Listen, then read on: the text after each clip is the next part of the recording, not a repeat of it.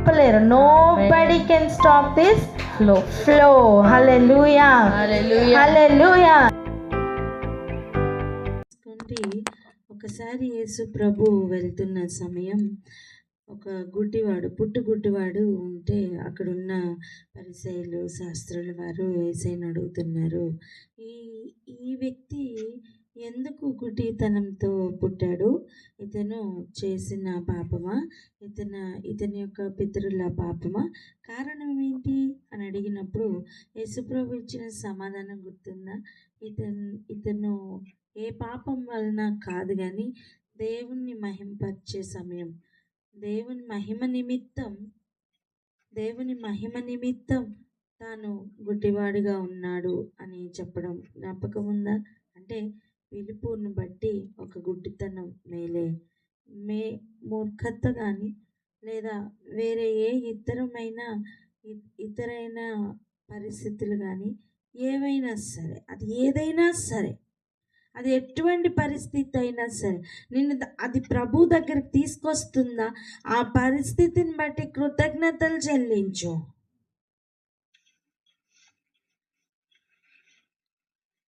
చూడండి, అన్నీ బాగున్న సమయం నాకేం అవసరం దేవుడు అనుకుంటాం. దేవుడు అనే కాన్సెప్టే లేకుండా బ్రతికేస్తాం.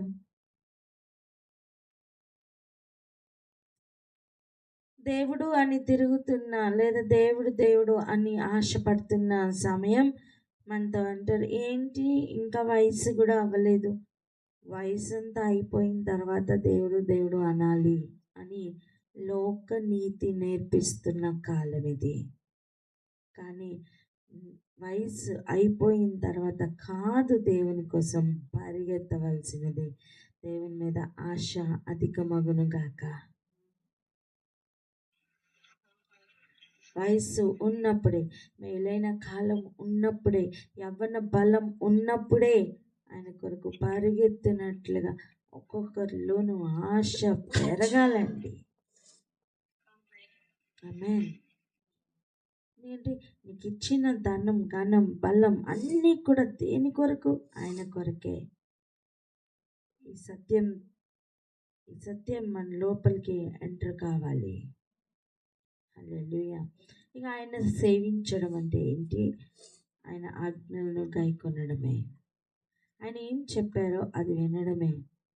ఆ రోజు ఫిలిప్పుకు చెప్తున్నారు, నువ్వు వెళ్ళు, ఆ పల్లకి దగ్గరికి వెళ్ళి మాట్లాడు అని చెప్పినప్పుడు వెళ్ళాడు. చూసారా? అలా ఎవ్రీ ఏరియాలో మాట వినాలి.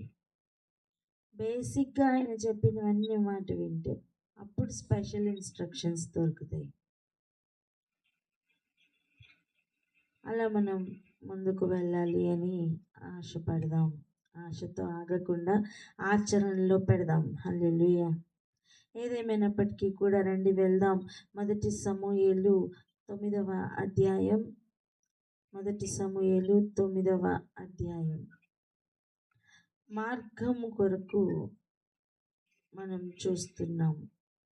తాను వెళ్ళవలసిన మార్గం తనకి తెలియజేయబడుతుంది అని తన దైవజనుని దీర్ఘదర్శిని కలవడానికి వెళ్తున్న సౌలు రాకముందే బయలుపరిచిన దేవుడు బయలుపరుస్తున్న సమయం దేవుని యొక్క ఉద్దేశమును బయలుపరుస్తున్నారు. చూడండి 16వ వచనం, ఎట్లనగా నా జనుల మొర్ర నా యొద్దకు వచ్చెను, నేను వారిని దృష్టించి ఉన్నాను. ఎవరు ఆయన జనులు? ఇశ్రాయేలీయులు ఐగుప్తులో నుండి పెడుతున్న మొర ఆయన యొద్దకు చేరిందట. నేను వారిని దృష్టించి ఉన్నాను. కాగా ఫిలిస్తీన్ల చేతిలో నుండి, ఐగుప్తులో నుండి చేరిన మొర ఎక్కడి వరకు వచ్చిందో చూడండి. ఆనాడు ఐగుప్తులో చేరిన మొరను బట్టి ఎవరిని దేవుడు లేపారు? మోషేని లేపారు. మోషే కాలం అయిన తర్వాత ఇదిగో న్యాయాధిపతులను దేవుడు నియమించి పెట్టారు. న్యాయాధిపతులు అయిన తర్వాత ప్రజలందరూ కూడా మాకు లోకానుసారంగానే, లోకమును అనుసరించి మాకు రాజు కావాలి అని చెప్పిన సమయం, దేవుడు ఇప్పుడు రాజును నియమిస్తున్న సందర్భం ఇది.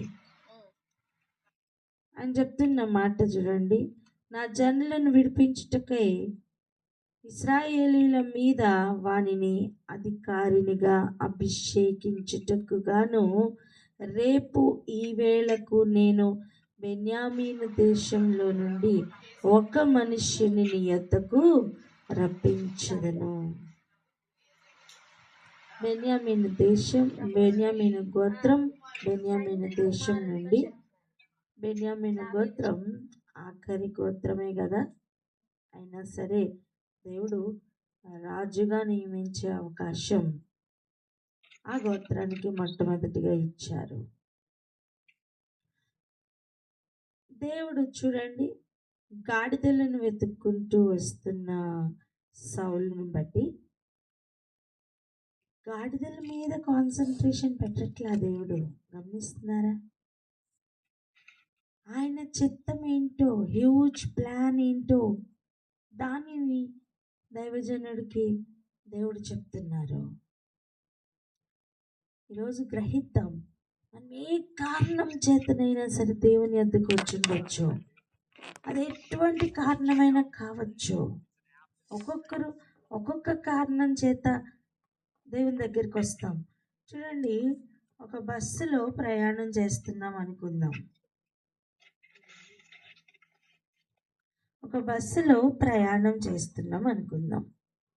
బస్సులో ప్రయాణం ప్రారంభించేటప్పుడు గమనించండి, ఒక 70 మంది కూర్చున్నారు అనుకుందాం. ఎంతమంది? 70 మంది బస్సులో కూర్చున్నారు అనుకుందాం అండి. ఆలోచించండి, 70 మంది ఒకటే కారణంతో వచ్చుంటారా బస్సు ప్రయాణం కొరకు? ఒకటే ఊరు వెళ్ళడానికి ఎక్కినా అందరి సిచ్యువేషన్స్ ఒక్కటే ఉంటాయా? లేదు. కనీసం ఆ బస్సును రీచ్ అవ్వడానికి, ఫర్ ఎగ్జాంపుల్ చూడండి, ఆ బస్సు కానీ ఆ ట్రైన్ కానీ రాత్రి 11 గంటలకు స్టార్ట్ అవుతుంది అనుకోండి. ఆ వస్తున్న 70 మంది కూడా వివిధమైన ప్లేసెస్ నుంచి వస్తారు.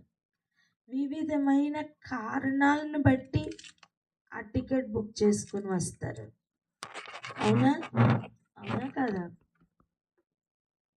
అదేవిధంగా వారు ఎన్నో కారణాల వలన రావడంను బట్టి వారు రీచ్ అవుతున్న ట్రాన్స్పోర్ట్ సిస్టమ్ కూడా డిఫరెంట్గానే ఉంటుంది. అందరూ ఆటోలు పట్టుకునే వస్తారా? లేదే. అందరూ బస్సు ఏదో ఒకటి పట్టుకుని వస్తారా? అవును కదా. అందరూ ఏమైనా నడుచుకుని వస్తారా? కాదు. నువ్వు ఎలా అయితే ఒక బస్సు ప్రయాణం కొరకు నానా విధములైన కారణములతో బస్సు ప్రయాణం పెట్టుకొని నానా విధములైన ప్రయాణములతో ఆ బస్సును రీచ్ అవుతారో, ఆ బస్సును రీచ్ అయ్యి ఒక రాత్రంతా ప్రయాణం అనుకోండి. ఆలోచించండి, ఎక్కిన తర్వాత అందరూ చేయవలసింది ఒక్కటే, ఎక్కిన తర్వాత అందరూ దిగవలసింది కూడా ఒకే ప్లేస్లో ఉంటుంది. ఎందుకంటే డెస్టినేషన్ అది కాబట్టి. అలా యేసు ప్రభు యొద్దకు రావడం కొరకు నానా విధములైన కారణాలు, వచ్చిన తర్వాత మాత్రం ఒకటే ప్రయాణం, ఆయన చిత్తం చేయడం. యేసు ప్రభుని రీచ్ అవ్వడం కొరకు నానా విధములైన కారణాలు. కానీ ఆ బస్సు ఎక్కిన తర్వాత అందరూ ఎలా అయితే యూనిఫామ్గా ఒకే సీట్లో ఒకే విధంగా కూర్చుంటారో, అదే విధంగా ఆయన చిత్తం చేయడానికి పంక్తులు తీరి కూర్చోవాలి. ఆయన ఉద్దేశము నెరవేర్చడానికి కావలసినది ఒకటే, బలి అర్పించుట కంటే మాట వినుట శ్రేష్టం. అది అందరికీ కామన్. ఆయన ఇచ్చిన ఆజ్ఞలు, కట్టడలు నెరవేర్చడం అందరికీ కామన్. ఆయన స్తుతించడం అందరికీ కామన్. అయితే ఒక్కొక్కరికి కూడా ఉన్న ఆశ కొలది, విశ్వాసంను కొలది వారు ఆయన్ని సేవిస్తూ ఉంటారు. విధానం అయితే ఒక్కటే.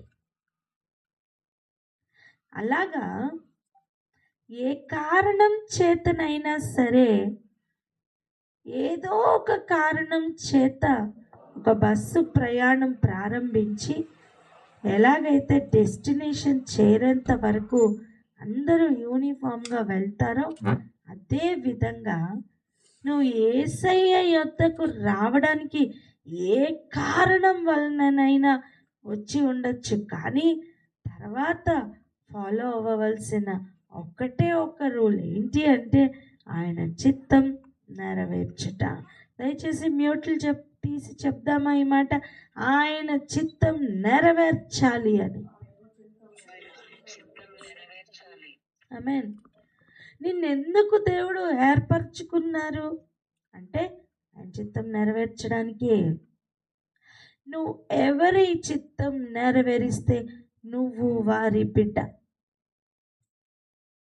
నువ్వెవరి చిత్తం నెరవేరుస్తుంటే నువ్వు వారి కుమార్తెవి, కుమారుడు. ఆ మాటను కూడా ఒకసారి చూద్దాం రండి. యోహాను సువార్తకు వెళ్దాం.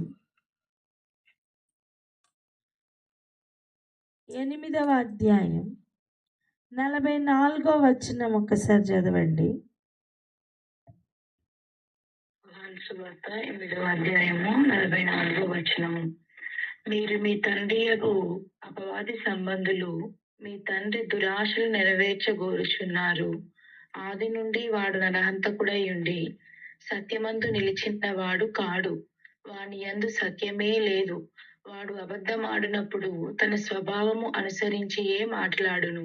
వాడు అబద్ధికుడును, అబద్ధమునకు జనకుడునై ఉన్నాడు. ఇప్పుడు చదవండి 41. యోహాను సువార్త 8వ అధ్యాయం 41వ వచనము.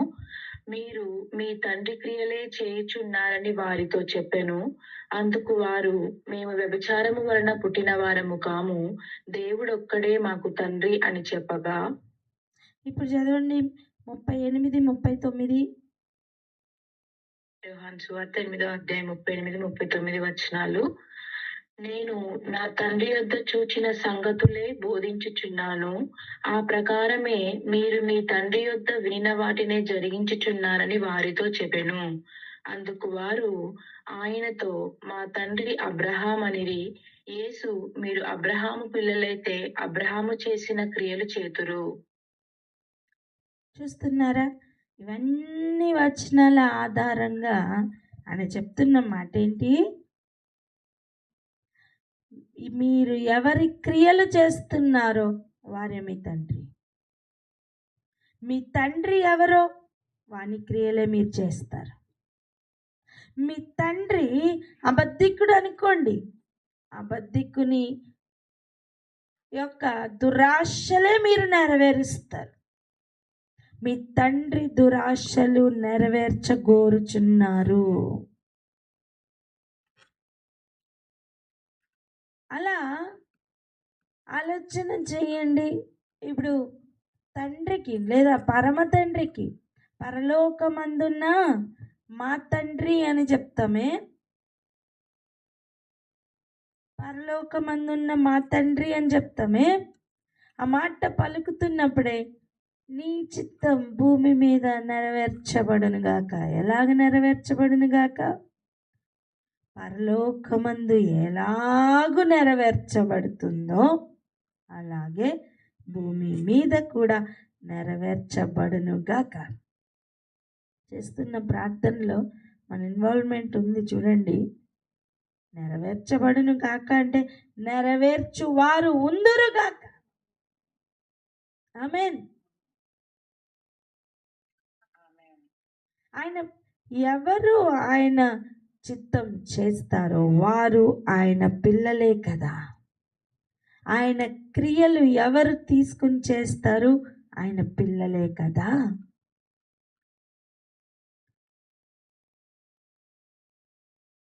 ఇప్పుడు ఆలోచిద్దాం. ఆయన ఉద్దేశం ఒక్కటే, నిన్ను ఏ కారణం చేత ఆయన పిలుచుకున్నా ఆయన ఉద్దేశం ఒక్కటే, నువ్వు ఆయన క్రియలు చేయాలి, నువ్వు ఆయన ఇష్టం చొప్పున నడవాలి. మన ఇష్టం చొప్పున నడిచిన కాలం చాలు. అపవాది ఇష్టం చొప్పున దురాశలు నెరవేర్చిన కాలం చాలు. ఇప్పుడు ఆయన చిత్తం నెరవేర్చడానికి మన హృదయాలను సిద్ధపరచుకుందాం. ఆమేన్. అలా ఆ రోజు సౌలు గురించి, సౌలు ఇంకా రాకముందే దీర్ఘదర్శిని వెతకడానికి ఆ సిచ్యువేషన్స్ అన్నీ ఎందుకు అలా కలిసి వచ్చాయంటే కారణం దేవుని ఏర్పాటు. దేవుడు ముందుగానే నిర్ణయించారు తనని అధికారిగా అభిషేకించాలి అని. అందుకే గాడిదలు కనపడలా. నువ్వు ఏ కారణం చేతనైనా నువ్వు దేవుణ్ణి వెతుక్కుంటూ వస్తున్నావా? అయితే దేవుని ఉద్దేశం ఒక హ్యూజ్ ప్లాన్ అమ్మా.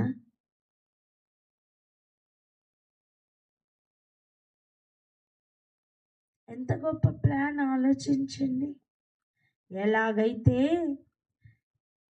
నేను అధికారినిగా నియమించడానికి అభిషేకించాలి అని చెప్పారో, అలా ఆయన సింహాసనాల పక్కన ఉన్న సింహాసనాల కొరకు ఎంపిక ఆయన ఏర్పాటు.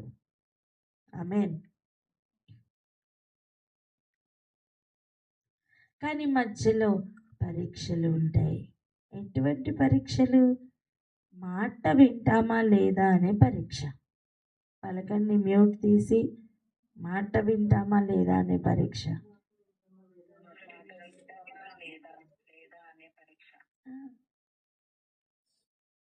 చిన్నతనంలో అయితే మాట వింటావా లేదా అని బెదిరిస్తాం.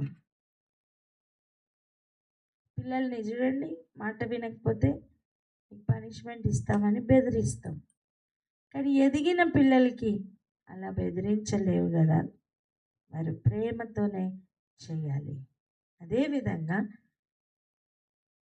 మొదట్లో విశ్వాసంలోకి వచ్చిన మొదట్లో ఇది చేయకపోతే ఇలా, ఇది చేస్తే ఇలా అని ఆ కాలం కాదు.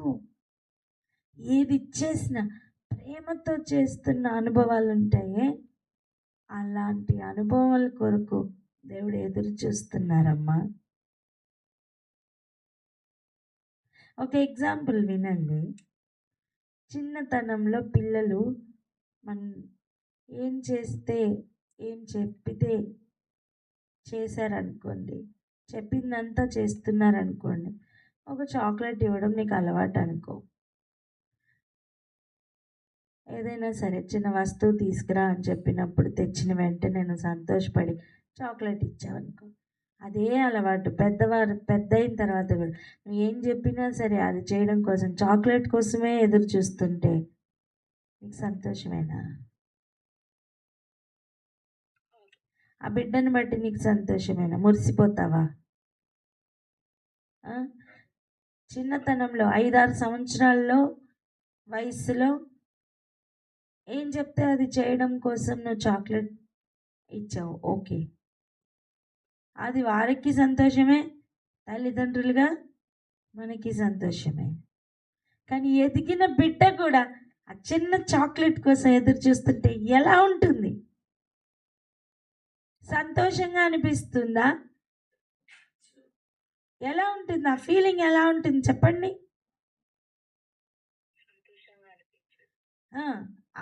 అటువైపు తల్లిదండ్రుల ఫీల్ ఎలా ఉంటుంది?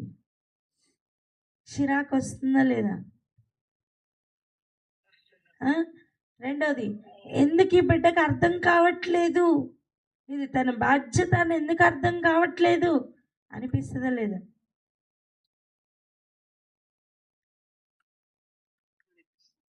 పరలోకమందున్న తండ్రికి కూడా అంతే.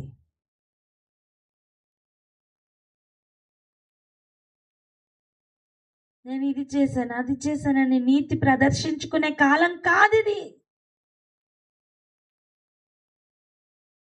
ఆయన కొరకు ప్రాణాలు కూడా పెట్టే అంత ప్రేమ ఆయన మీద డెవలప్ అవ్వాలి.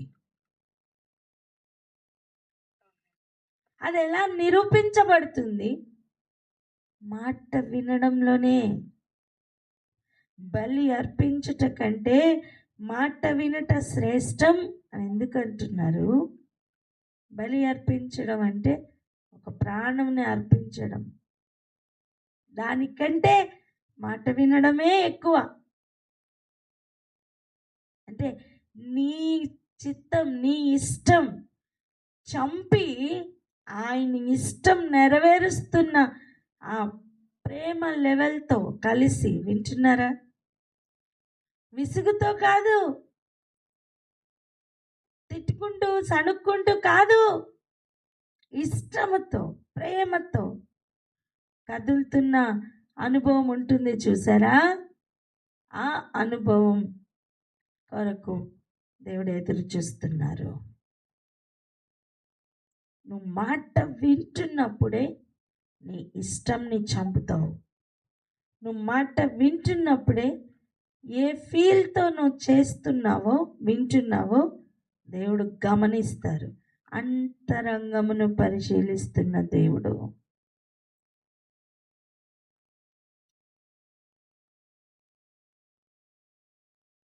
అలా అంతరంగంను పరిశీలిస్తున్న దేవుడు ఈరోజు దైవజనుడికి తెలియపరుస్తున్నారు, బయలుపరుస్తున్నారు తన పట్ల ఉద్దేశం ఏమిటి అని.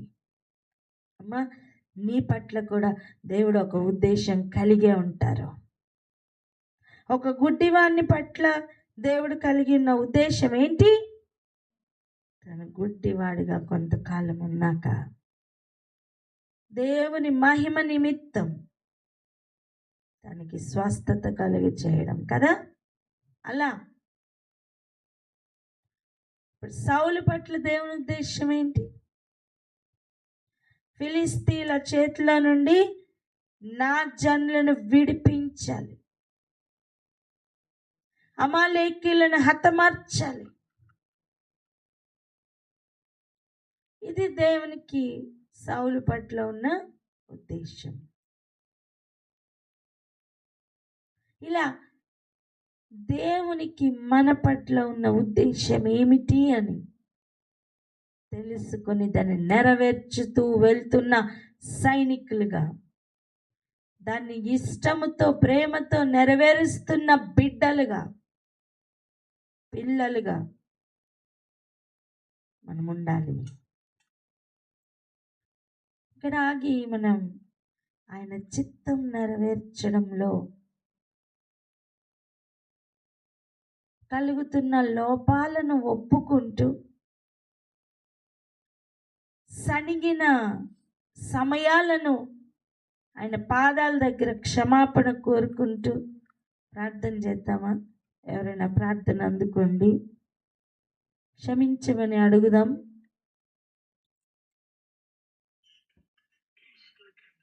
స్తోత్రం స్తోత్రం పరిశుద్ధుడా, మహోన్నతమైన దేవ, వందనములు, స్తోత్రములు స్తోత్రములు ఆయన. అయ్యా తండ్రి, నాయన ప్రభు తండ్రి, ఎదుగుతు తండ్రి, శ్రేష్టమైన సమయం మనకు పరిశుద్ధమైన నీ నామమును ప్రభు తండ్రి అయ్యా స్తుతించుటకును ప్రార్థించుటకును ప్రభు మీరు మాకు ఇచ్చిన గొప్ప ధన్యతను బట్టి వందనములు, స్తోత్రములు స్తోత్రములు స్తోత్రములు నాయన. అయ్యా తండ్రి, నాయన ప్రభు పరలోకమందున్న మా తండ్రి అని ప్రభు సంబోధించుటకు తండ్రి నాయన నీ పిల్లలుగా మమ్మల్ని ఎంచుకొని ఇదిగో తండ్రి నీ చిత్తమై ఉన్నది ప్రభు తండ్రి నాయన మాకు తెలియపరుస్తూ మా అంతరంగంలో ఉద్దేశమే మీ చిత్తముగా ఉంచమని ప్రభు మేము వేడుకుంటున్నామయ్యా. అవును తండ్రి, నాని శీల సమస్తమును ఎరిగి ఉన్నవాడు మా అంతరంగంలో ఉద్దేశములను తండ్రి తెలుసుకొని ప్రభు అయ్యా తండ్రి నాయన యేసయ్య ప్రభు, అది మీ చిత్తమై ఉన్నదని ప్రభు. తండ్రి నాయన యేసయ్య మమ్మల్ని మార్చండి తండ్రి. మా ఆలోచనలు ప్రభు, మా క్రియలు తండ్రి నాయన మీ చిత్తములకు వ్యతిరేకముగా ప్రభు అయ్యా మేము ఆలోచిస్తూ తండ్రి నాయన మేము చేస్తూ ఉన్నామేమో తండ్రి నేను దయతో ప్రభు అటువంటి ప్రతి ఒక్క ఆలోచనను క్రియను బట్టి మమ్మల్ని క్షమిస్తూ నా దేవ తండ్రి నాయన యేసయ్య ప్రభు, ప్రతి ఒక్కటి తండ్రి నాయన మా ఆలోచన ప్రభు, మేము చేస్తున్న క్రియలు, మా మాటలు, మా తలంపులు సమస్తమును కూడా తండ్రి మీ చిత్తమై ఉన్న ఉద్దేశములే తండ్రి మా అంతరంగంలో ఉంచమని వేడుకుంటున్నాం నాయన. అవును తండ్రి నాయన ప్రభు యేసయ్య, ఏదైతే ప్రభు తండ్రి జగత్తు పునాది వేవులకు ఉనికి ప్రభు మీరు ఏదైతే ఉద్దేశ ప్రకారము తండ్రి మమ్మల్ని ఏర్పరిచి ఉన్నారు, ఆ ఉద్దేశముల ప్రకారమే మేము నడుచులాగున అటువంటి తలంపులే ప్రభు, అటువంటి క్రియలే మేము చేసేవారము లాగా తండ్రి నాయన ఆ ఉద్దేశంలో మా హృదయంలో ఉంచి ఆ రీతిగానే ప్రభు మమ్మల్ని నడిపించమని తండ్రి నాయన ఎటువంటి వ్యతిరేకమైనది మా దగ్గరికి రాకుండా అయా ప్రభు మేము ఆలోచించకుండా ఏదైనా చెయ్యకుండా ప్రభు తండ్రి నిన్ను గురించినటువంటి చిత్తమునే అయా మేము నెరవేర్చేటటువంటి బిడ్డలుగా మేము ఉండడానికి తండ్రి నాయన మమ్మల్ని తండ్రి నాయన ఏర్పరచుకొనమని అయా తండ్రి అటువంటి సిద్ధ మనస్సు కలిగిన వారముగా మేము ఉండడానికి నిరీక్షణ కలిగి ప్రార్థనతో అయా మేము ఉండేటటువంటి నీ బిడ్డలుగా మమ్మల్ని అందరినీ మార్చి మీ నామాన్ని మహిమపరచుకొనమని అది యేసుక్రీస్తు నామంలో అడిగి వేడుకుంటున్నాం ప్రియ పరలోకపు తండ్రి, ఆమేన్. హల్లెలూయా, ఆమేన్. చూడండి, సౌలట గవినియందు సమూయేలుని కలుసుకున్నాడట. ఆ కలుసుకోవడానికి ముందు 17వ వచనం చదువుదాం చూడండి.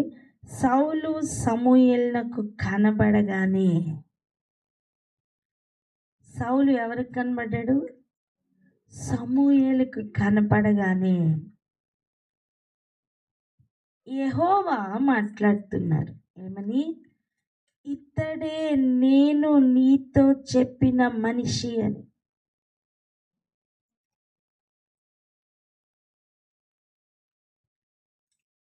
ఇతడే, ఇదిగో ఇతడే నా జనులను ఏలును అని. జాగ్రత్తగా చదువుదాం అందరం కలిసి. మ్యూట్లో ఓపెన్ చేసి 17వ వచనం అందరం కలిసి చదువుదాం. సౌలు సమూయేలునకు కనబడగానే యెహోవా, ఇతడే నేను నీతో చెప్పిన మనిషి, ఇదిగో ఇతడే నా జనులను ఏలునని అతనితో సెలవిచ్చెను. ఆమేన్. మనం ఈ ఏరియాలో కొన్ని విషయాలను నేర్చుకోవాలి. దేవుని ఏర్పాటును బట్టి వచ్చిన సౌలు, దేవుడు ముందుగానే బయలుపరిచి కొన్ని విషయాలను తన ఉద్దేశమును బయలుపరిచి చెప్పిన తెలుసుకున్న సమూయేలు వారే మనకు అక్కడ కనిపిస్తున్నారు.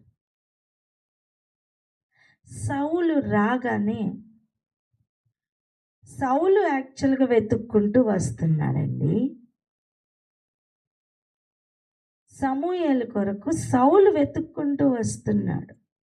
కానీ దేవుడు సమూయేలుకు సౌలును చూపిస్తున్నారు. గమనించండి, నువ్వు ఏ కారణం చేతనైనా సరే బస్సు ఎక్కడానికి వచ్చావనుకో అమ్మా, బస్సుకి నిన్ను చూపిస్తే ఎలా ఉంటుంది?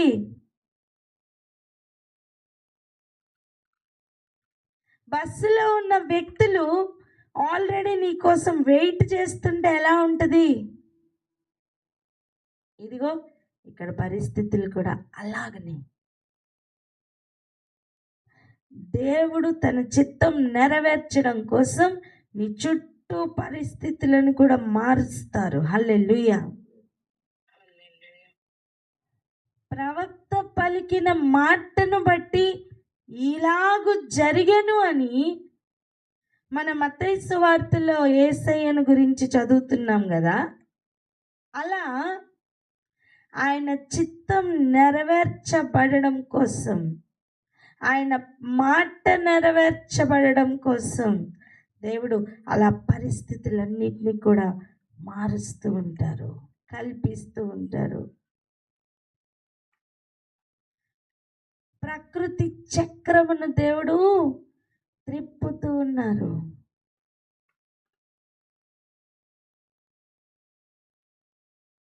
నువ్వు నియమించబడిన పరిస్థితికి రాగానే నువ్వు రావడం నీ పరిస్థితులు గుర్తుపడతాయి. ఆమేనని చెప్పరే. నీ పరిస్థితుల మధ్యలో కొన్ని కదలికలు ప్రారంభమవుతాయి.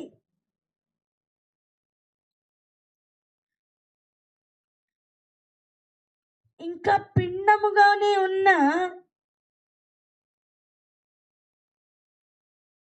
ఎలిజబెత్ కడుపులో ఉన్న యోహాను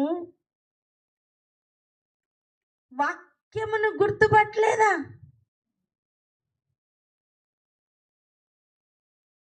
వాక్యమైన యేసయ్యను గుర్తుపట్టలేదా? మరియమ్మ అలా రాగానే ఈ గర్భంలో ఉన్న శిశు గంతులు వేయలేదా? అక్కడ గర్భంలో ఉన్న వాక్యము కనపడదు, ఇక్కడ గర్భంలో ఉన్న యోహాను కూడా కనపడట్లేదు. అయినా వారి దగ్గరికి రాగానే ఒక కదలిక, ఒక సంతోషం. చూడండి, కొంతమంది వ్యక్తుల దగ్గరికి రాగానే ఒక సంతోషం ఉంటుంది, తెలియని ఒక ఆనందం, తెలియని ఒక మనస్సు ఉల్లాసంతో నింపబడుతూ ఉంటుంది. కొంతమంది వ్యక్తులు రాగానే చిరాకు ఎక్కువ అవుతుంది, ఎందుకు వస్తుందో తెలియదు. ఒక ఇరిటేషన్ వస్తూ ఉంటుంది, ఎందుకు వస్తుందో తెలియదు.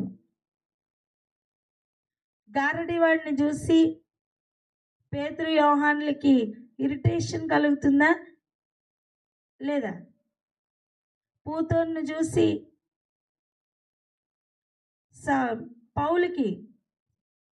పౌలుగా మారిన సౌలుకి, లేదా ముందుగా సౌలుగా ఉండి మారిన పౌలు గారికి ఇరిటేషన్ వచ్చిందా లేదా? చెప్పరే.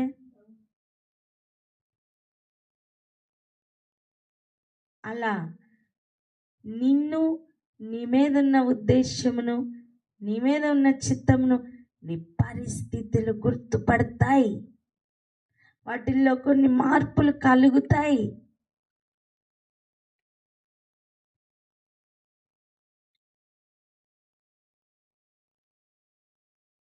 ఈరోజు నమ్మి ప్రార్థన చేయి. దేవా, నేను ఎందుకు ఈ పరిస్థితిలో, నేను ఇక్కడ ఇలా ఉన్నాను, నా మీద మీకున్న చిత్తం ఏమిటో నెరవేర్చబడుటకు నన్ను సిద్ధపరచు అని అడుగుతాం.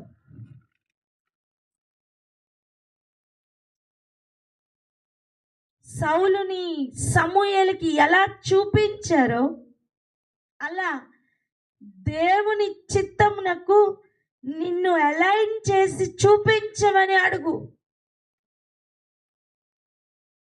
ఎంతమంది గ్రహిస్తున్నారు?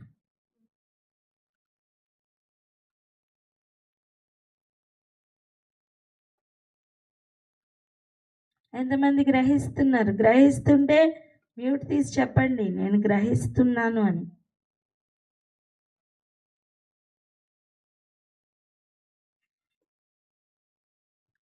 ఎవరైనాను త్రోవ చూపకుంటే నేను ఎలా గ్రహిస్తాను అంటున్నారండి. ఒక మంత్రి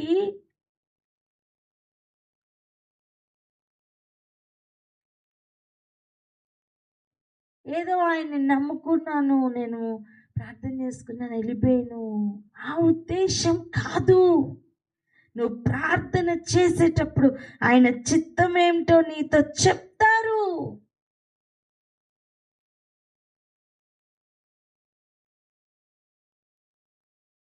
దాన్ని నమ్మడానికి, ఆ మాట వినడానికి ముందు నీ హృదయంలో ఒక ఆశ ఉండాలి.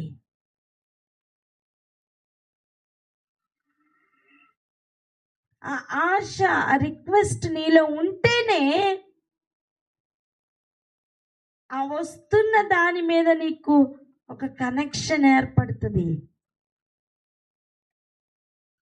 చూడండి, మీరు ఆర్డర్ పెట్టని వస్తువు మీకు వస్తుంటే మీరు తీసుకుంటారా? ఇది నాది కాదు అంటారా లేదా? అలా మనం రిక్వెస్ట్ చేస్తున్న మన హృదయంలో ఉన్న ఆశ మన దేవుని చిత్తం చేయడానికి నిన్ను ఆ పరిస్థితులు నిన్ను దగ్గర చేస్తున్నాయి దేవునికి. నువ్వు ఏదో ఒక మార్గంలో వెళ్ళిపోతున్నావేమో, నిన్ను పట్టి లాగి మళ్ళీ దేవుడు తీసుకుని వచ్చి తన మార్గంలో అలైన్ చేయడానికి ప్రయత్నం చేస్తున్నారమ్మా. ఈరోజు ఆయన కృపను గుర్తుపట్టు.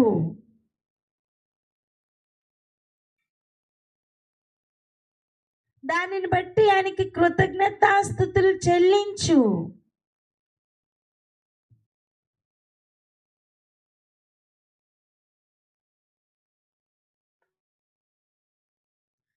ఎలాగైతే సమూయేలుకి దేవుడు సౌలును చూపిస్తున్నారు,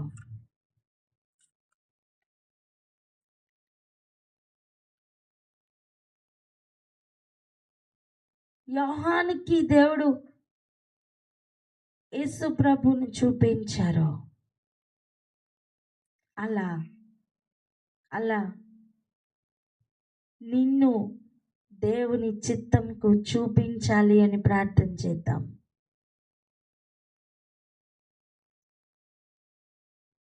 దేవుని ఏర్పాటు, దేవుని పిలుపు, ఆశ్చర్యకరమైన వెలుగు. మనం చీకటి.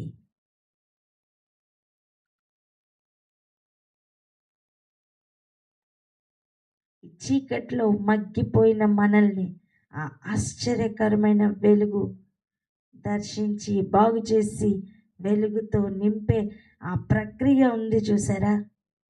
దానిని బట్టి ఆయనకి కృతజ్ఞతలు చెల్లిద్దాం.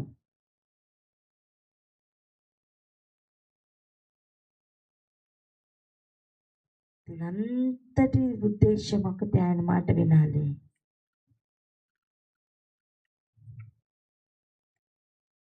ఆయన మాట వినాలి అంటే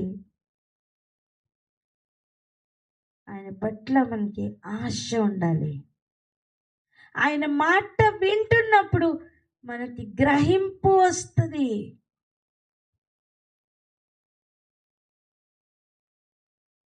ఆయన మాట వింటున్నప్పుడే మనం ఆయన మార్గంలో నడుస్తూ ఉంటాం.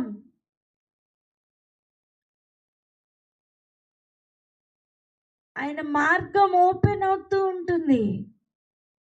సత్యములో ఆయన మార్గంలో నడుస్తున్నప్పుడు జీవమును పొందుకుంటాం.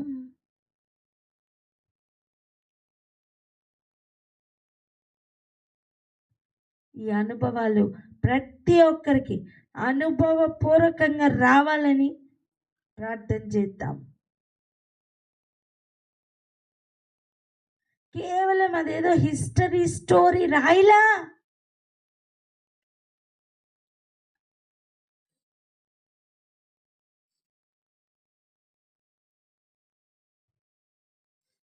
ఆలోచన చేద్దాం. దేవా, చిత్తం నా పట్ల నెరవేర్చబడడానికి నన్ను నేను సిద్ధపరచుకుంటున్నానయ్యా.